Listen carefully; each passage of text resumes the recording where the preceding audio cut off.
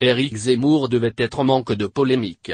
Pourtant, il y a quelques jours à peine sur le plateau de C'est à vous, le célèbre polémiste avait beaucoup fait parler de lui en répondant à une attaque d'Omar Sy. C'est toujours flatteur d'être traité de guignol par un guignol, lançait-il avant de s'en prendre plus précisément à l'acteur. Vous savez, j'ai appris en 5 ans chez Laurent Ruquier ce que valaient vraiment les convictions et la culture de tous ces acteurs.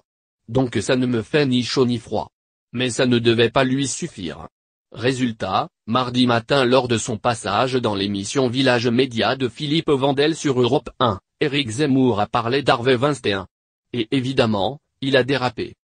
Alors que le débat portait sur le désormais célèbre hashtag #BalanceTonPorc, Éric Nolot a jugé que celui-ci était nécessaire pour libérer la parole de la femme. Il y a eu une telle complaisance envers le harcèlement et les violences envers les femmes que c'est normal qu'il y ait un retour de balancier, a-t-il estimé avant d'émettre certaines réserves sur la forme. Moi je ne pense pas que la solution réside dans un réseau social basé sur la délation.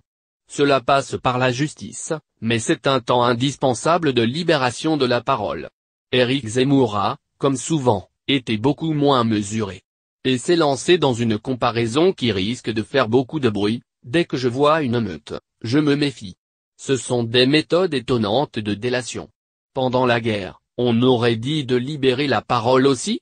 Diaz dénonce-t-on juif, ça aurait été parfait? Comparer des femmes victimes d'agressions sexuelles à des collabos, fallait oser.